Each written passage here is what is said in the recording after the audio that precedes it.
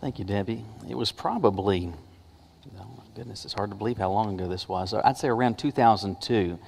I was pastoring in Charlotte. This is long before I'd met Caroline. I was single, and I'd left the house one day. I don't know, I might have been going to the church that morning. Anyway, as I am headed out, I lived on at the bottom of a short cul-de-sac.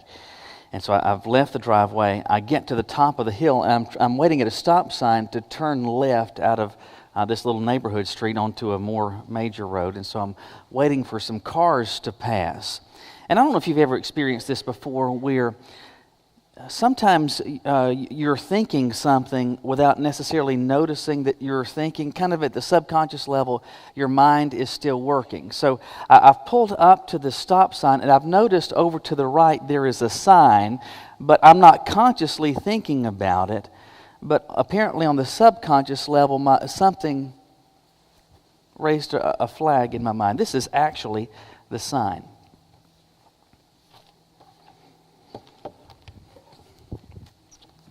So it says piano and voice lessons, and there's a phone number. And so I pulled up to the stop sign, and I'm waiting to look, and I didn't pay a whole lot of attention, but somehow at the subconscious level, my mind is still working, and all of a sudden, my subconscious mind says, "Dummy, that phone number looks familiar."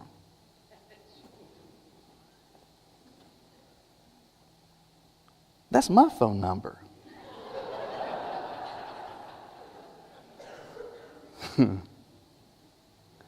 And as soon as I saw that, I knew, not simply that church members did this, I knew which church members did this. And turns out what they had done, and I'm sure God is still going to judge them for this, they stole this sign from somewhere. And if you get close enough, you can see that they used some whiteout and enough black magic marker to adjust the number so that they could put my phone number. If you want to go ahead, those of you that are watching on the internet, call this number just to see who answers it today, because it's not mine anyway. But in fact, it even says, "Hey, Pastor Michael" on the back. But anyway, as soon as I saw it, I knew not only that people I knew did it, I knew exactly who did it. Now here's the question: why did they do that? Well, in truth, I believe sincerely what they would say is there really was no good reason. It wasn't that I had pranked them in some way that they necessarily needed to get me back. It wasn't a, "oh, now we've got you" type thing. It was, I don't know, something to do. Just no good reason. No good reason. You know, there's a lot of things in life, if we're honest, that we would probably say, there's really no good reason that I did that. No particular reason at all. For example, some of you have gone to get your hair done on a particular day, and you go in and just knowing I need to get a haircut, but you leave with a completely different hairstyle. Somebody said, "Why'd you do that?" I don't know. No good reason. Some of you, after church today, will go out to eat, and you'll choose one restaurant versus another, not because the food is better or because the service is better, but just for no good reason. At your home, you've got toilet paper either coming over the top or the bottom. Now, I will say there is a right answer, but whatever you...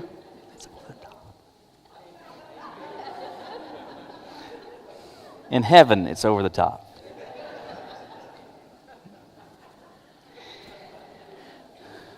Why are we like that? No good reason. No good reason. It's just kind of what we do. So much in life we do for no good or for no particular reason.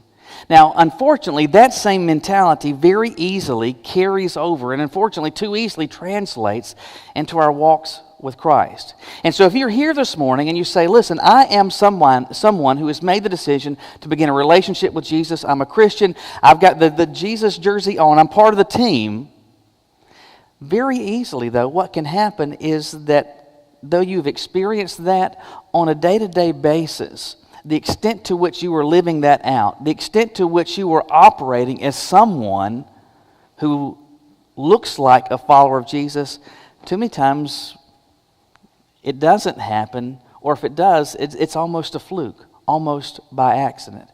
That whatever you do, even supposedly as a follower of Christ, is for really no good reason. We've been talking about that over the past couple of weeks, and we still are today in this series that I'm calling In the First Degree. being intentionally Christian.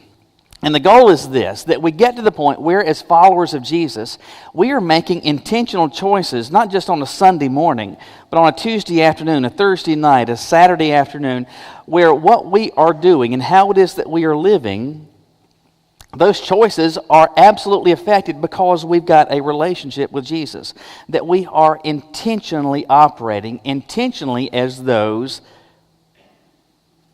that are followers of Jesus. Now, hopefully you understand this, and this almost goes without saying, but let me just remind you of this fact. You and I will never operate in intentionally Christian ways if we are not doing things like Jesus did them. You can't be intentionally Christian without doing things like Jesus did them. Well, there's a whole slew of things that Jesus did and a whole slew of different ways in which Jesus operated, but this is one of the aspects of how Jesus operated. Jesus regularly and intentionally engaged people who did not have a relationship who did not have a relationship with God, with the specific aim of leading them to experience a relationship with God. Let me put that in even more simple terms. Jesus intentionally encountered lost people for the express purpose of leading them to become saved people. Jesus intentionally encountered people who did not know God so that they might come to know and experience a personal relationship with God. Let me put it even more simply. Jesus intentionally encountered lost people on purpose, for purpose. And if you and I get serious about, and if we are serious and just want to pay more than lip service to this notion that I want to operate intentionally as a Christian, you and I cannot do that. It's just not going to happen unless and until we are intentionally engaging people that don't know Jesus for the express purpose of trying to get them to follow Christ. That's what we're going to be thinking about today, and we're going to see it unfold in a passage in Luke chapter 5. Look with me there in your Bibles this morning. Luke chapter 5. As you're turning there, let me just remind you again, this is our ultimate takeaway. You and I will never be truly operating in intentionally Christian ways so long as we are not intentionally seeking to engage those who don't know Jesus with the aim of helping them to come to know Him. We see that at work here in Luke chapter 5, starting with verse 27. Let me set the stage for you. If you look just above, you'll see a passage that you may be familiar with the story. Maybe as a kid, if you grew up in church, you might have drawn pictures about this scene in Sunday school. You've got the fact that Jesus is becoming increasingly popular. People are amazed that He has amazingly miraculous power. He can cause things to happen that no one else can. He teaches with such amazing authority. And everywhere that Jesus goes, throngs of people are beginning to surround Him. At this particular point, as Luke 5 begins, He's at the home of an individual, and the crowds are so great. There's a paralyzed man that hopes to get to Jesus, but the only way they can get him in, you remember, they cut a hole in the ceiling and they lower him down on with ropes or vines, whatever, to get to the point where he can get to Jesus. And as part of that, Jesus says to him, this is in verse 23, to this man, He says, your sins are, or He's communicated to this guy, your sins are forgiven. Well, the scribes and Pharisees are incensed at this. Who in the world does Jesus think that He is, that He could forgive sins? Only God can do that. So Jesus is saying something and trying to communicate something by doing that. But the scribes and Pharisees, they are really, really starting to decide, I don't like this Jesus. He is a threat to how we do stuff. Who does He think He is, forgiving sins? In fact, what we're getting ready to see is that Jesus is going to be dealing with an individual who was essentially just known by anybody, by everybody, as a sinner. You see it starting in verse 27. After this, Jesus went out and saw a tax collector named Levi sitting at the tax office. He said to him, follow me. So leaving everything behind, he got up and began to follow Jesus. Then Levi hosted a grand banquet for him at his house. There was a large crowd of tax collectors and others who were guests with them. But the Pharisees and their scribes were complaining to Jesus' disciples, why do you eat, drink with tax collectors and sinners? Jesus replied, it's not those who are healthy who need a doctor, but those who are sick. I've not come to call the righteous, but sinners to repentance. All right, so as verse 27 begins, we have this encounter that we're introduced to between Jesus and a guy that Luke describes here as Levi. We know this to be someone we more commonly refer to as Matthew, the first gospel writer. And so the question is, why is he called Levi, and why do some of the other gospel writers call him Matthew? What's the deal with the name? The truth is, we can't say exactly why it is, and it was not at all unusual, in particular for a first century Jewish male, to have a double first name. And so he could have been Matthew Levi, or Levi Matthew could have been his actual name, and some called him one versus the other. But just so that we're on the same page, we're talking about the same guy that you know as Matthew. Verse 27, though, says that Jesus went out and he sees a tax collector named Levi sitting at the tax office, and he follows him. It's a small detail, but it's important to note. Where is Levi? Where is Matthew? He is in the tax office. He is probably sitting at a desk. What does this say to us? It says to us, Jesus didn't have a happenstance encounter with this guy. He, it seems, intentionally goes to have an encounter, to have a conversation with Levi. It's not that they pass in the street or they're standing outside a restaurant waiting to be seated. Levi is in the tax office doing whatever it was that he was doing, working on an audit, adding up some coins, who knows. But he's in there at work, and so for Jesus to encounter him, Jesus would have had to go into the tax office. It's pretty clear that there was some conversation that transpires that we're not told about, except to say that Jesus invites Levi with these two words, "Follow me." And hearing that invitation, Levi, we're told, leaves everything behind, and he got up and began to follow Jesus. What all was said in that conversation, I don't know. But whatever it was really impacted Levi. And so when Luke says he left everything behind, what all did that mean? Did it mean that the tax office, his desk, his paperwork? Yeah, that was part of it. But for Levi to leave everything and follow Jesus was a big deal. You may be familiar with this, but bear in mind or remember a few things. This territory is part of the Roman Empire, part of the country of Rome, and part of the responsibilities of citizens who are part of a country is that you pay taxes, and governments throughout the course of history have levied taxes on their citizens. And so you've got this area that is filled with Jewish people, but they're under the thumb of Rome, and so they have to pay taxes. And in every area there would have been tax collectors. And how Rome worked was this: they would give to the tax collectors, and it may vary depending on where they were stationed, where their geography was in terms of the economic position of the citizens there, but Rome would say to a tax collector, you need to get this amount from a individual, you need to get this much from a family, this is the amount that you have to get. Now, what Rome also did was to give the tax collector this freedom. On top of that, you can add effectively whatever you want, and you get to keep that. It's this portion that has to come back to Rome. You are absolutely responsible for getting that much. Anything beyond that, it's just kind of gravy. That gets to go in your pocket. So if the tax collector comes to you and says, you owe $500, it could be that the only part that actually goes to Rome is $100, and he gets to put $400 in his pocket. So if you were a tax collector, among other things, financially, you were loaded, because you could impose effectively whatever price you wanted to on people, and they had to pay it because your directives had with them the force of law. People had to give that, or they could be tossed into jail. They could lose everything. So how do you think people felt about tax collectors? Me no like. And so they did not like tax collectors at all. But that would have been true throughout the Roman Empire, because tax collectors were taking advantage of people everywhere. But we're not just anywhere. We're in Jewish area. And Levi is a Jew.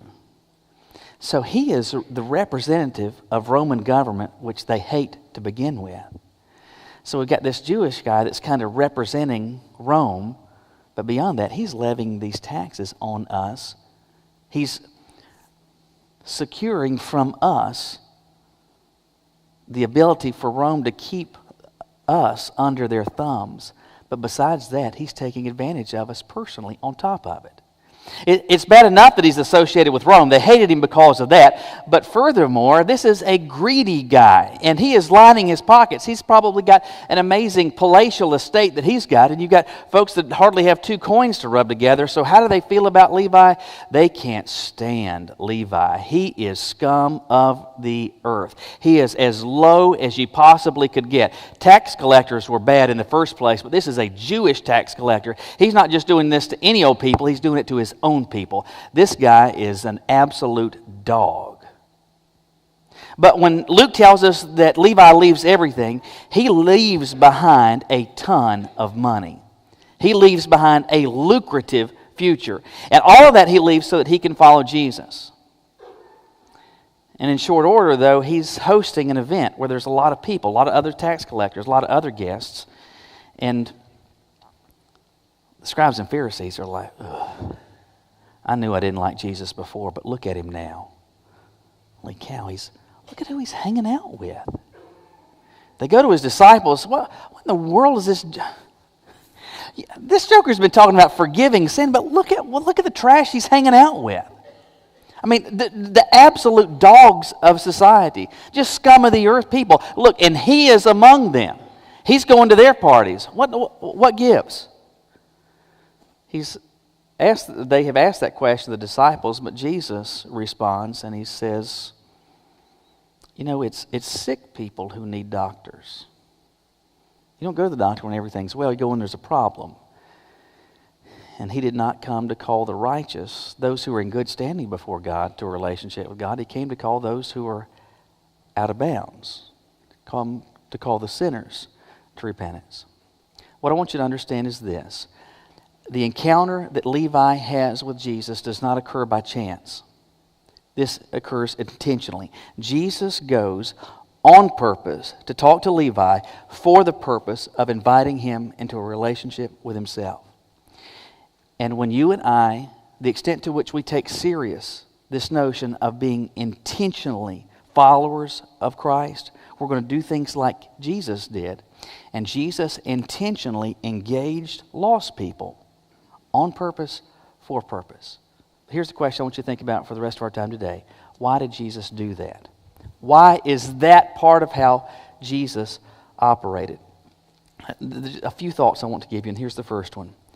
Jesus did that because he is greater than a person's past. Jesus encountered Levi, and every other lost person he encountered them because, first of all, he is greater than their past. When the scribes and Pharisees looked at somebody like Levi and the rest of those people that were at his home, they thought, man, this is a dog of a person. He's greedy, he's materialistic. He doesn't even value his own people. He doesn't value his own heritage. All he's concerned about is the almighty dollar. That's it. Money is his God, and he doesn't care if he sacrifices us on his own personal altar so that he's able to fill his bank account. Just an absolutely wretched person. The lowest of the low. Consider how many bad things this joker has done. And when they say to Jesus or his disciples, why does he eat and drink with tax collectors and sinners?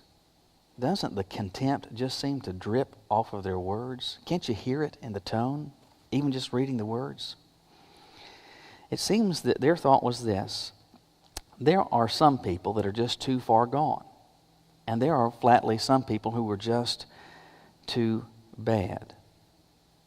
And so they operated this way, with this notion in mind. You are so far gone, God doesn't want anything to do with you. And certainly we don't either.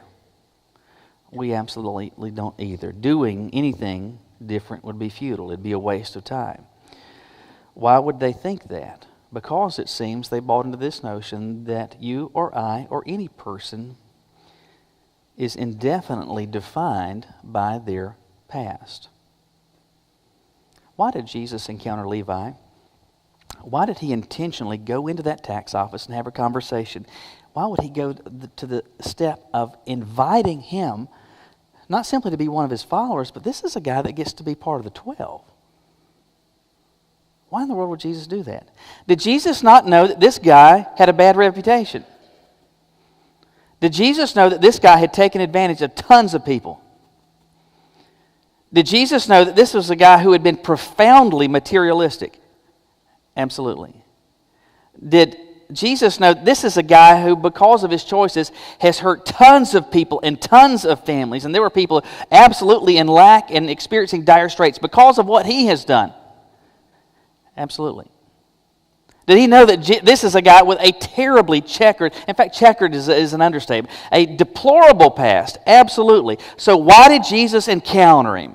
Because he knew it didn't have to be that way going forward. Jesus knew this about this guy. He's got this terrible past, but I am greater than a person's past. Maybe you're here today and that comes to you perhaps as some shocking news. Maybe you've made a whole stack of bad decisions. You've got a checkered past. You've got a lousy story in the rear view behind you. Maybe people around here don't know that. Those seated near you have no idea. And the thought that you could somehow be useful in God's hands, that he could want a relationship with you, maybe you think, is that even possible? Let me tell you, it's not simply possible. It's exactly what God wants. He wants a relationship with you. He invites you to have a relationship with you knowing your past doesn't define or limit him. God's not interested in your past, he's interested in your future, and he wants your future to involve a personal relationship with him. Why in the world did Jesus intentionally encounter, on purpose, for purpose, those who are outside of God? Because he knew, absolutely knew, that he was greater than a person's past. Can we be honest and say a lot of times we don't operate with the same mentality? Very easily, what can happen is that as followers of Jesus, those that are wearing a similar jersey, we kind of flock together, and over time we can insulate ourselves from those who aren't operating or doing things like we do. But if we're going to operate intentionally as Christians, we're going to have to be as intentional as Jesus was, and that we intentionally engage people that are far from him, so that they might have the opportunity to come to know him. Why did Jesus encounter lost people? Because he's greater than their past. The second reason I think this passage reveals to us is that, and this is a very simple application, lost people know a lot of lost people. Lost people know a lot of lost people. Pay attention to this in the passage. In verse 27, Jesus issues an invitation, follow me. And I have no idea. We can only speculate as to what Jesus said to Levi, but whatever it was so moving, so stirring. He decided, I'm going to leave everything in the rearview mirror. Wherever Jesus goes, I'm with him. So verse 28 says that he began to follow Jesus, and by the time you get to verse 29, Levi's hosting an event. But we're told it's a grand banquet. The Greek word there has a prefix on it, mega. Anything that's mega is big. This is a huge event. In that particular community, this would have been something that most people probably would have been aware of. Probably a nicely, finely catered event. Lots of people, maybe formal invitations are going. We don't know. But it's a big event where there's a lot of people. And who is there? We're told there was a large crowd of tax collectors. So maybe there were tax collectors from the entire region that have descended on Levi's house, maybe his estate, for this party. It's a big deal. You want to be there. Beyond that, there's a whole slew of other guests who are there. So, again, wait a minute. The scribes and Pharisees, they think of Levi, what they think of the rest of the tax collectors, specifically Jewish tax collectors. These are scum of the earth. Nasty, awful, horrible, wretched people. The lowest of the low. So you get them at a party. Who would go to a party with scum of the earth? Well, scum of the earth. Maybe they're not tax collectors as well, but just just first century other trash, people that we think are just deplorable, despicable, awful, nasty people. That's who would go to a party like this at Levi's house. So all of those people are there. But who else is there? Well, Jesus is there. The scribes and Pharisees, man, if they were able to look through their binoculars and see who was there, I suppose the question might have been, man, what's worse? I mean, these tax collectors are the people that are their friends. I mean, the lowest of the low are the people that like them. It's like my friend Alan. He's a graduate of NC State, and because of that, he is duty-bound to hate both Duke and Carolina. I asked him one day, I said, when Duke plays Carolina, who do you root for? He said, injury. When the scribes and Pharisees looked at this, they were probably thinking, man, I mean, is there a bomb that we could blow the whole joint up? I mean, get rid of all of them? Just the lowest of the low. All of this riffraff that's in there, these tax collectors, these sinners, their words are dripping with scorn and contempt. But who else is there? Jesus. Jesus is there. What do you think Jesus is doing? Do you think he's telling dirty jokes? Do you think Jesus is playing drinking games? Do you think Jesus is gambling with them? Do you think Jesus is fussing at them? Do you think he's calling them names? What do you think he's doing? I think Jesus is having just real and legitimate conversations with people he knew that their past did not define them, with the hope that they might discover in him truth that would change not only the rest of their life, but would change their eternity. Let me ask you this. How in the world did Jesus get that opportunity? I mean, think about this. I mean, it's a big event. Tons of people who need an encounter with Jesus, and he's got them all in one place. How in the world did Jesus get that? Because he shared with one. How did that happen? Why did Jesus encounter that one? Because he knew what was true of that one is true of every other lost one. That lost people know a lot of lost people. You know, cliches become cliches because there's at least some truth in them. One of the cliches you're familiar with is this: birds of a feather flock together. And there's a whole host of reasons that we align ourselves with different groups of people, but there's a spiritual parallel to that as well. And very easily, as followers of Jesus, we will flock together. And hear me in this, that's good. God wants us to operate close. We need each other. We need time like this. The problem is we can get to a point where we flock together so much that we never intentionally engage those that are not part of the group. And so what happens is that their flock gets bigger and ours keeps getting smaller and smaller and smaller. But Jesus didn't operate that way. He intentionally engaged them because he knew their past didn't define them. He knew that lost people know a lot of lost people, and because of this ultimate reality, lost people need Jesus. Lost people need Jesus. You see this at the end of the passage beginning in verse 31. The Pharisees, the scribes, they've just lectured or attempted to rebuke Jesus indirectly through his disciples, saying, why in the world does he eat and drink? Why is he hanging out with these nasty people? And so Jesus overhears or becomes aware of what they've said and says, listen, it's not healthy people who need a doctor, it's sick people who need a doctor. I didn't come to invite people who had a relationship with God to have a relationship with God. They've already got that. I came to invite people who are outside. I came to invite people who are not in a relationship with God to have one with him, to have one with me. Why in the world did Jesus share time with somebody like Levi? Why did he intentionally go to an event like this?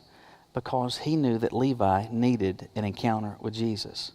He knew that the people at that party needed an encounter with Jesus, so that people who were far from God might, because of him, come to have a personal relationship with him. Why did he do it? Because he knew people needed him. People having need will lead them to pursue solutions. People having need will lead them to seek solutions.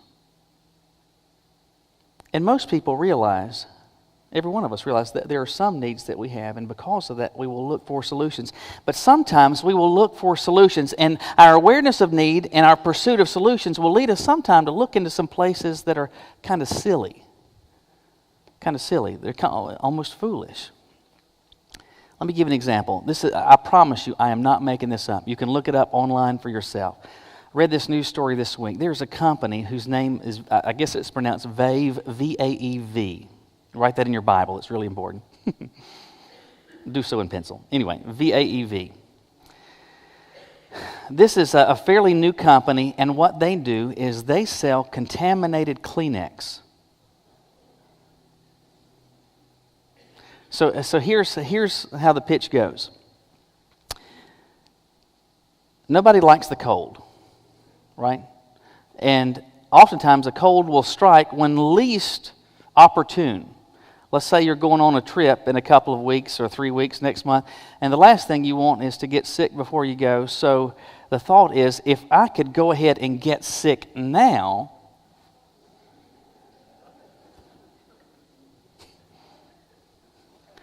then I won't be sick then.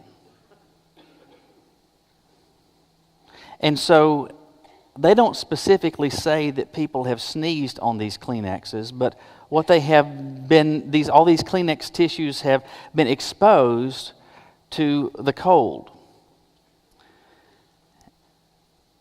Now here's the problem. The cold is the rhinovirus, and there's over 200 strains of it. And just because you get one of them doesn't mean that you can't get the other 199 of them. How much do you think a pack of Vaev tissues will cost? For your personal pleasure, today and today only, it can be yours for the small sum of $79.99. As of Thursday afternoon, believe it or not, they are sold out.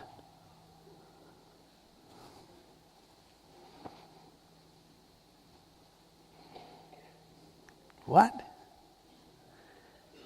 I mean, I've heard there's a sucker born every minute, but my goodness. You can buy dirty Kleenex so I can get sick? Pay $80 to do it? Hey, but it's free shipping. It is free shipping. Why in the world would people do that? Because of this fact. You and I know you're going to get sick. You're probably going to get a cold this season. You might have already had one. You might get one of those nasty, awful summertime colds. Those are terrible to get one in the summer. Dripping sweat, nose pouring. That's just awful. So if I know this is going to happen, and so, why don't I go ahead and try this? My point is this. People recognize that they have needs, and their awareness of needs will lead them to pursue solutions, even if those solutions in the end are silly. People's awareness of need will lead them to pursue solutions, even if the solutions are silly.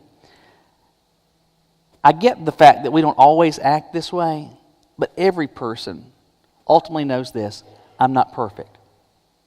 Every person you encounter will say this: there's stuff that I do that I shouldn't. Every person you encounter will say, sometimes I cross the foul line and I do regrettable things. And not only do I do that, when I do that, it makes me feel bad. There's something that goes off inside me where I know that I have done wrong and I feel bad about that. And they also know this: I'm prone also to do it again. Every person alive knows this: at some point, my heart stops and I'm going to check out of here. I don't like the thought of that. I like living. I'd like to continue to live. All of these are needs that virtually every person is aware of. They don't have to have anybody tell them. They know that stuff is true. And because they know it's true, what do? They look for solutions. They look for ways to, because I feel bad about what I've done. I'm looking for some solution to make me feel better about what I've done. And sometimes it'll lead them to some just absolutely crazy things. And all sorts of self-help books and guides and stuff that'll try to appease that conviction that they're feeling inside. Or this awareness that at some point I'm going to be checking out of here, and so I need something. I need to pursue something that helps me feel okay about the loved one that I've just lost, that somehow, some way that I can continue to go on down here knowing that they're not with me. And so people have an awareness of need, and it'll lead them to look for solutions. I hope you understand this, that outside of Jesus, there is no real solutions to our deepest problems. That sin problem I just described, the only solution to that is Jesus. That conviction problem I feel inside, the only solution to that is Jesus. That death problem that you and I all have an appointment with, that stinks, but it's coming, and the only solution to that is Jesus. And who needs to hear that? People who don't have Him. So why did Jesus intentionally encounter lost people? Because they needed Him. Why did God in Christ encounter you? Because you needed Him. I recognize ultimately there's no new ground that we've plowed this morning. There's nothing that's earth-shattering. But unfortunately, and it's true of me, it's true of all of us, sometimes we need to be reminded of some important basics. And again, let me give you what I told you at the outset. There is no way that we can be intentionally following Jesus without intentionally doing things like Jesus did them. Part B, Section 2. There's no way we can intentionally be doing things like Jesus unless and until we are regularly seeking to engage people who do not know Him. J.D. Greear is the pastor of Summit Church in Durham. He's right now the president of the Southern Baptist Convention. And he started something at Summit Church that he's encouraging churches across the convention to be mindful of. And it's a campaign called this, Who's Your One? Who's Your One? And the challenge is this. Would you take seriously this as an opportunity and an obligation to say, Lord, I want to pray, and I'm going to regularly pray throughout the course of this year that you will use me to lead somebody, to lead someone to Jesus. Now, it may be someone that specifically you're praying for, or just blanket, whoever it is. God, will you use me to reach one person this year? And sharing that with churches throughout the convention appealed to this. Some of you may even remember this. Back in 1954, the Southern Baptist Convention had a Sunday school enrollment campaign back in 1954 called Million More in 54. And the goal was, in 1 year, to increase Sunday school enrollment by 1 million people. They didn't get it. We didn't increase enrollment by 1 million people. We increased it by 600,000. Many of whom came to know Christ. Didn't reach the goal. 600,000 people came to know Christ. I don't know exactly what the actual number is of active Gate City people. Let's say it's 250, I don't know, of anybody that we even remotely regularly see. Maybe it's 270 if we get everybody here at one time. Even just take the adults or the teenage and above. So there's a couple of hundred of us that could be willing to accept a challenge to say, you know what, for a year, I'm going to regularly pray this. Because I don't want to just be a Christian. I want to be an intentional Christian. I want to be somebody that's not simply following Jesus, but doing stuff like Jesus. And I'm willing to do that. I'm willing to say, I'll pray, Lord, will you use me to help reach one person? Let's say we don't reach the goal. Let's say we don't get a couple hundred. What if we got 50? What if we got 75 people that had an eternity-changing experience because we decided, I'm not going to be an accidental follower of Jesus. I'm going to follow Him intentionally. Will you bow your heads with me?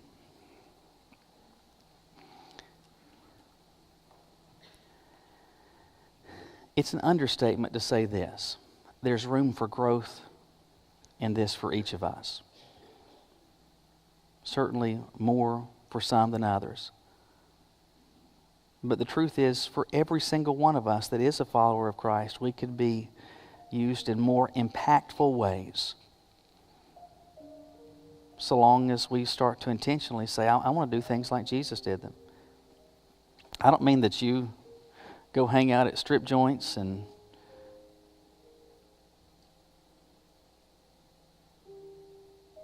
go hang out in alleys as people are shooting up drugs. I'm saying this. Jesus intentionally encountered and sought out people who didn't know Him so that they could come to know Him. Are you willing to say, I'd like that to be true of me? I'm a follower of Jesus, but the extent to which I have represented Him to others, it's almost been by accident. Whatever I've done in pointing people to Him has been really for no good reason, but I want that to change. I want to engage people on purpose for purpose. You can say this to the Lord right where you are. You may want to kneel in His presence. But my hope is that collectively, all of us who say we're followers of Jesus would take a basic challenge like that. Who's your one? To say, Lord, I want to pray that You'll use me to reach one person for You. Let me ask you this. If you think you ask that of God consistently, don't you think that'll put a smile on the Lord's face? Don't you think that's a request He would love to say yes to? I will use you to point someone to myself. He'll do it. The question is, will you? So for some of you, that's the invitation this morning. For some of you, perhaps it is, you would say, Michael, what you talked about earlier in terms of the past and having a checkered story, I really resonate with this notion, and God really struck me in my mind and heart to realize He's greater than my past, and He can do something in my life. I can't undo the past, but things can be different going forward, and I can do that in a relationship with Him, but I'd like some help. I don't know how to do that. Just a moment, we're going to have a time of decision. If that's you, will you come and share that with me? If you're scared to death to do that, will you find me afterwards and say, listen, I want to experience that? Maybe you'd say, I believe this is the place where God's leading me to connect. I want to be a part of this church family. I'm here not by chance or coincidence. This is where God wants me, and I know that. Well, this is your time as well. Maybe there's some other burden that God's put in your heart. I just believe that He speaks, not solely that we can hear, but so that we will respond. And my hope is that you will. God, as You have said things to us individually, as You've revealed the truth about us and our own circumstances, right where we are, I pray, God, what You have shown us that we're paying attention to. And as You, through Your Spirit, are inviting us to make decisions and choices that cause things to be different going forward, I pray that we'll follow Your lead. We commit this time of decision to You in Jesus' name. Amen. I'm going to ask if you would to stand as our praise team leads us in the hymn of